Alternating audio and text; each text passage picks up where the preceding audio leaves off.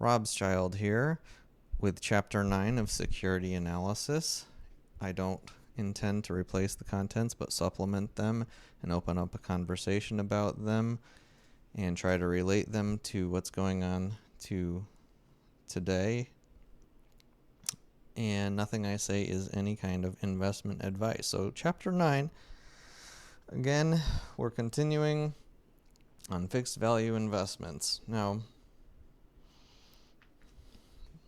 I've looked ahead into the book a little bit, and this goes on for quite some time. We get into a lot of detail regarding fixed value investment.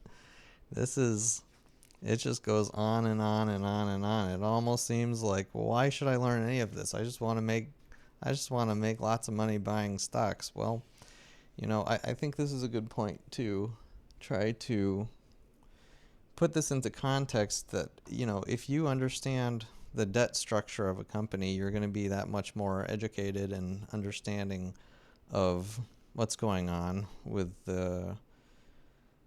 just the whole structure of how money works in general, and how debt works. And, these are very important parts. I mean, when you're buying stock of a company, your potential loss is total loss. They can, shareholders of corporations get wiped out completely all the time. And so, I think as boring really as these topics can get, I think that they're invaluable for learning, so that you can make wise choices regarding investments in the future. So with that said, I want to go over some of the key points and talk about them a little bit.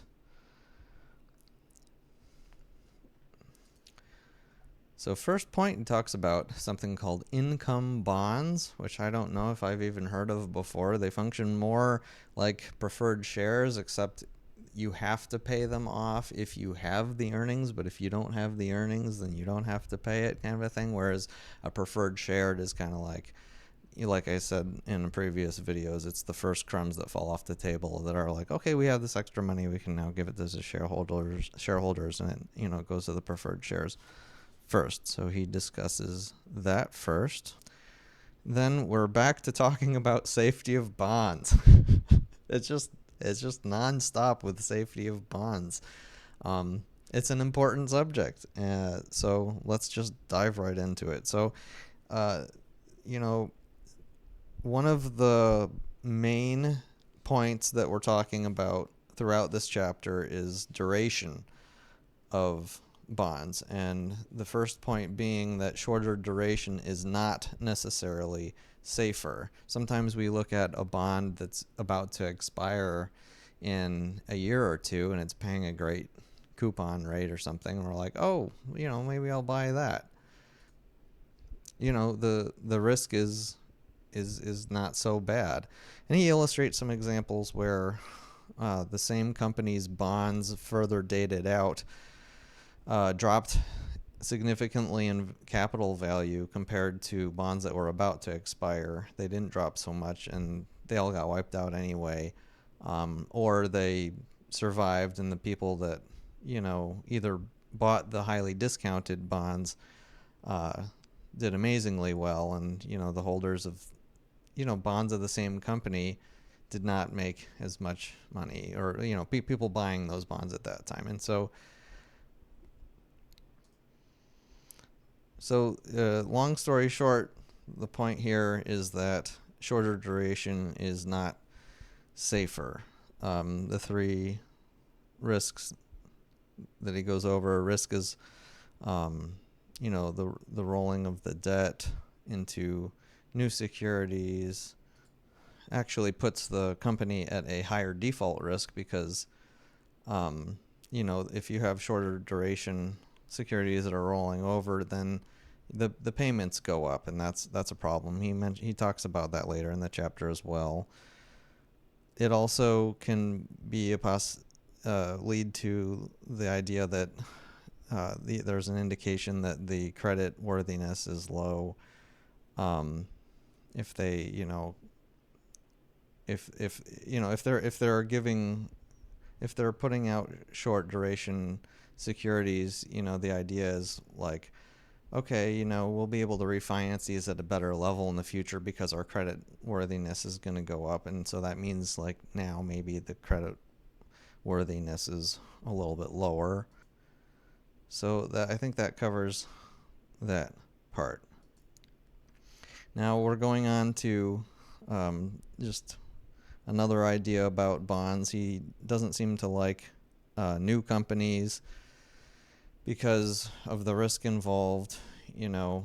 And this chapter just goes on and on about the safety of bonds and how New York statutes.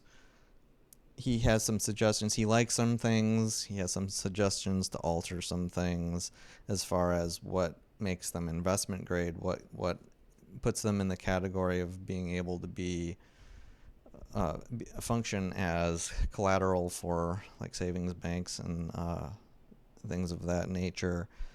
And so, so we're talking about what kind of risk the bonds have, and this chapter talks largely about, again, this is a continuation of the same ideas that you need absolute confidence that the bonds can be paid off in a nutshell. And he talks about railroads and utilities.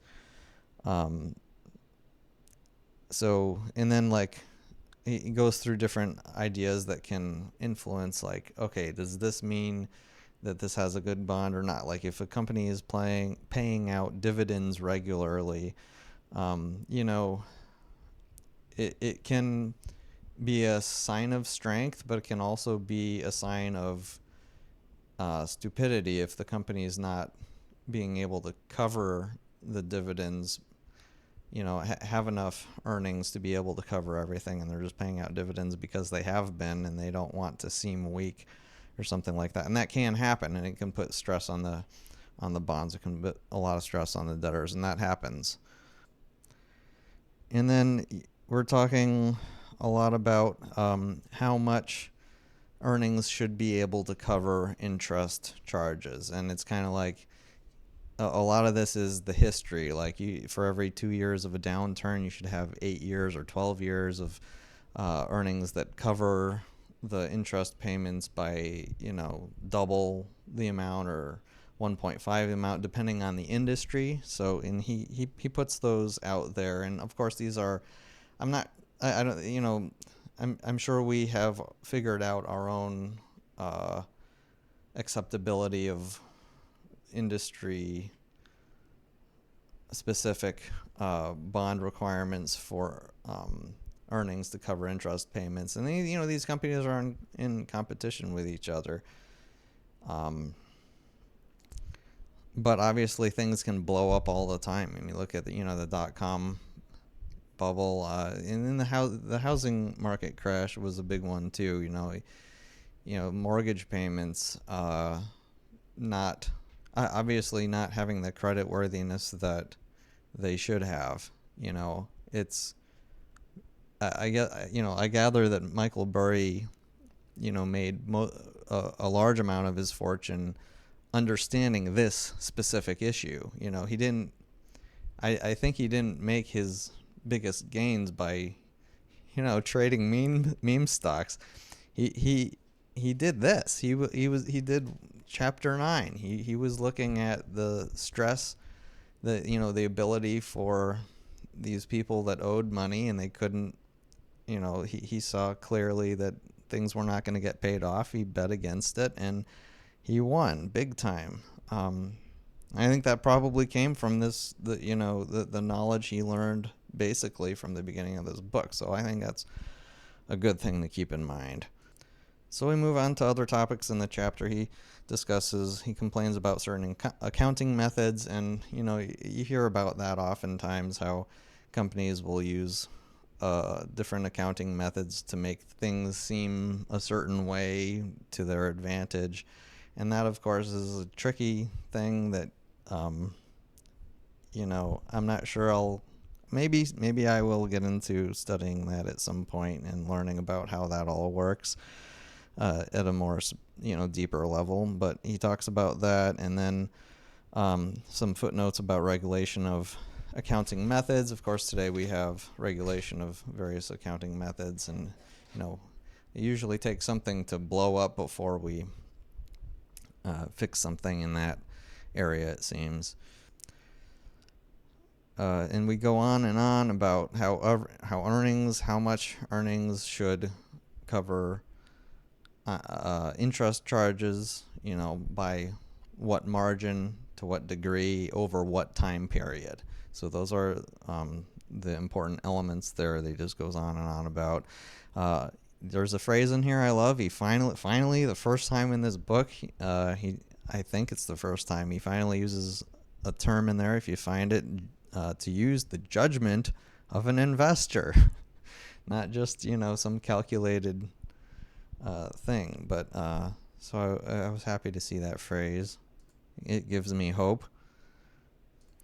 And then also one other key point about the earnings covering interests, if interest payments, if earnings do drop for a certain period, part of the judgment here is, can they go back up? Is this an industry that's dying? Is this a company, is this a dinosaur that's not going to exist anymore, or is this going to recover? That is something that is important to take into consideration.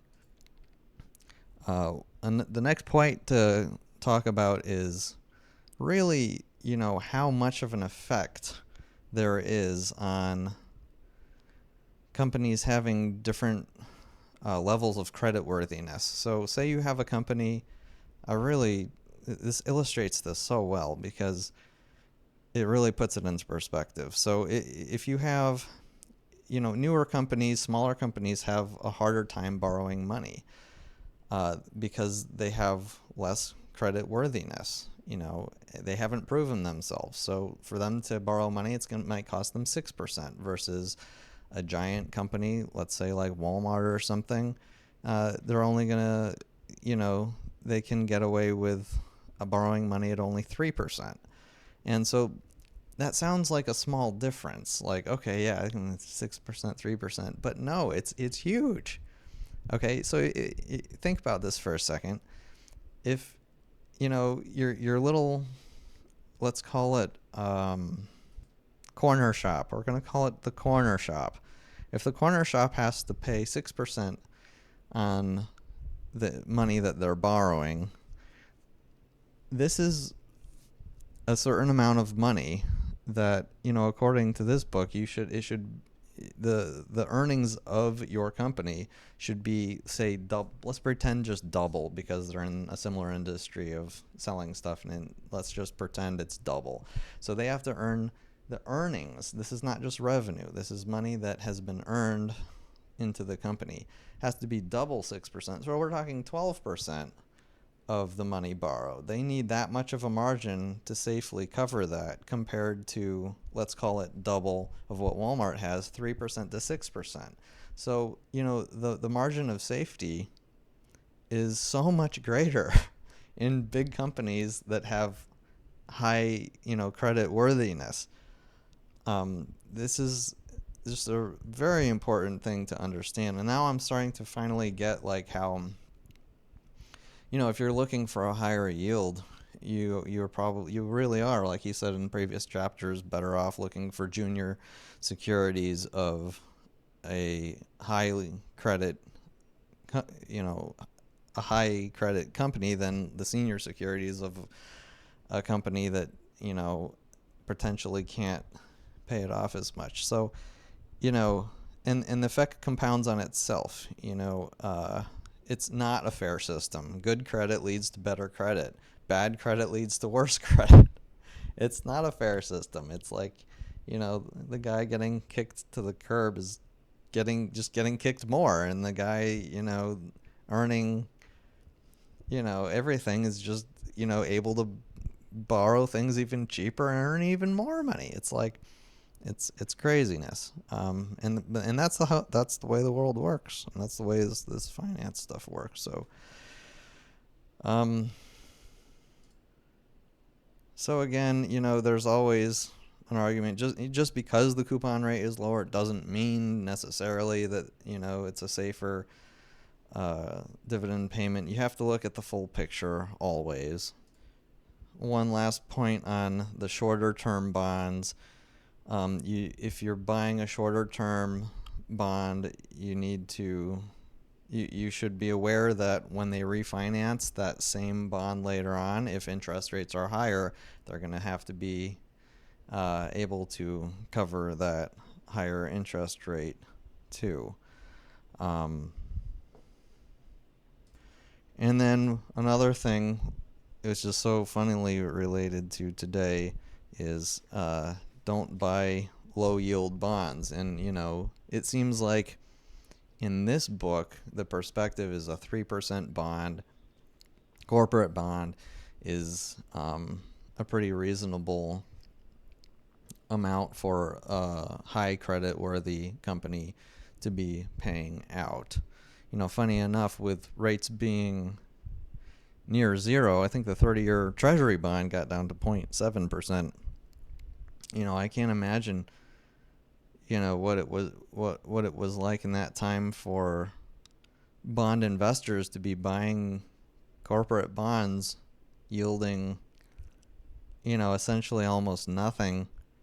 I mean, a lot of people had thought, because of the demographics thing, that bond rates could go lower, and apparently they can go negative as well. I still don't fully understand how that works, but you actually do get capital appreciation on bonds if interest rates keep going lower, and they can go negative. They've gone negative in history before. Specifically, I think in Germany they went like really negative for a while. I think even now, or at least during COVID, the UK or something like that. But anyway, I wanted to end this chapter with a quote I marked here.